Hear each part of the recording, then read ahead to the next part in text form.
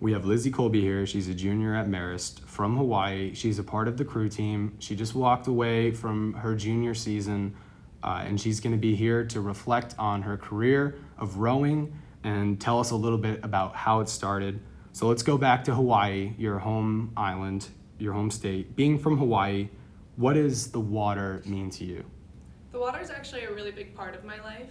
I hope to make some sort of impact on the world through helping the oceans by being a bio major and being able to do some sort of research that can cause beneficial change in order to give a good impact on the oceans. So you came to Marist, but you wanted to walk on the water polo team. How did you make that transition from water polo to crew? So that was actually a really funny story. I grew up playing water polo. I played it throughout middle school, high school, and then I didn't get recruited for it because I had a really bad concussion my junior year. So when I came to Marist, I was in contact with the coach, but I still had to do the walk-on process. And then as I was leaving the walk-on meeting, I happened to get surrounded by the entire rowing staff, the men's and women's team. And then one of them overheard that I was from Hawaii, and he's like, "Oh my God, I think this girl that's from Hawaii on our team is like sitting outside doing homework." So he ran outside to go grab her to come talk to me. And as I'm leaving, this girl walks up to me and she's like, "Lizzie?" And I'm like, "Kelsey!" And it was this girl that was a senior when I was a freshman. We went to the same high school, scared the life out of me. And I thought I'd never see her again. And she walks up to me and she's like, "You're not saying no until you've been in a boat on the water." And I'm like, "Yes, Kelsey." "Okay, Kelsey," because we did a different sport together back in Hawaii. It's called paddling, which is kind of similar to crew, just also very different. But yeah, so I couldn't say no. Hawaii brought you guys back together. Hawaii brought us together and brought us to crew. What was your reaction switching from water polo to crew? Were you accepting of it? Were you a little nervous? What was your mindset going into that switch? I was definitely really nervous because I had no idea how to do it. I wasn't even really sure what it was, but I was really excited to be on the river. That seemed really cool to me. It was so pretty out too, and it was, this end of summer, so it was really warm and seemed really fun, and the coaches were just so excited. Anything I said ended with, "Just come try it. I will teach you, come try it." And I was like, "Okay, you seem so excited, why not?" So I also think I'm pretty coachable, so I was like, if I suck at it, I won't do it again, but why not give it a try? So knowing nothing about crew and then all of a sudden jumping into being a boat with 7 other women in your boat, what is the hardest part about keeping 8 rowers all in sync and in balance? Especially when you don't know what you're doing, learning on the job. Oh, it is a challenge for sure. You start to, once you figure out how to do a stroke, it's really helpful. Until you get to that point, it's a challenge every single day and every single stroke. But once you are able to get your own stroke down, that's where the challenge is. Every single person has their own stroke, I'd say. And so that's where the challenge is, because you're watching the person's shoulders in front of you, and that's how you know when to lean forward, when to come back. And so you all reach out together, you all come back together, and that's how you stay synchronized. You all follow the person in front of you. So it all comes from a really good stroke, is what we call the person that's all the way at the front. That's the 8 seat.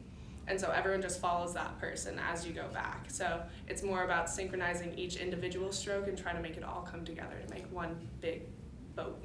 And how long approximately does it take to get the boat in sync, practice-wise? Is it a couple weeks, couple months? How long does it take to get that chemistry down? It really just depends. Every boat is different. It can take a season, it can take a month. It just depends on the amount of time and the amount of effort you're getting from each individual in the boat, which I feel we had a lot of girls that really cared a lot and were really passionate about what they were doing. So I felt like when everyone was giving their all and we had the time to really give it to it, when we come out of our spring training especially, we really have pretty solid fluidity in our boats, I think. So you ended up getting 2.5 years pretty much of experience in crew. What is your best moment from a race that you experienced, and how did your boat get to that level of perfection and chemistry? Best moment. Well, I have to say our MAC championship win this last spring has to be our best for the team-wise. We got there because each race that we won are 8s. So how crew works is you have 2 8s and then you have a 4. And the 8s count the most, and then the 4s they still count, but they're worth less point-wise. And so we just had the most points. And then when it came to the MAC championship, our 2 8s both got first, I believe. And then our 4, we got second.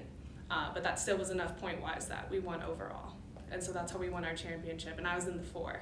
But I think like overall race-wise, my highlight race had to be competing in Head of the Charles, which is the largest regatta in the world. And I got to compete in our 8 actually last fall, which was just exciting and crazy because there's thousands of boats like just everywhere, and it's just such a hectic experience, and just everyone's constantly racing. We didn't, place very well, but it was just such a cool experience that for me that was just a real highlight in my career to be able to be there. And that speaks a lot just to, finishing race, because it takes so much to put into it. What's that feeling like when you finally cross the finish line? Death. Like, you are just done. They're sitting there and everyone's like, okay, you gotta row to the dock, and everyone's just like, I cannot move. And that's also a big thing that I didn't know going in, is that the fall season and spring seasons are completely different. So in the fall, you race a 6K, which takes like 26 minutes. More like 26 to 28 minutes. And then in the spring, you're doing a 2K, and that's only like 8 minutes or less.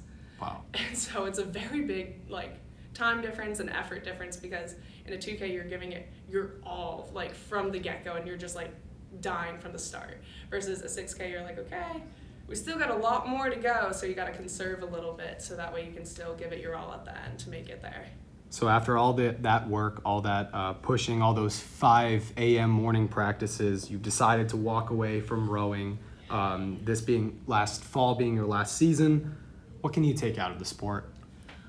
It's just a lot of dedication and time management, as well as teamwork and knowing where to place your time and energy. That's ultimately why I realized I had to take a step back, because while I wanted to give my all, I realized I needed to take a step back to put my time into some other efforts that were also a priority for me. And I just felt I wasn't giving all the energy that I needed to give to crew. And it just made me feel really bad, because I knew I needed to give more energy and I just didn't have the time for it, sadly.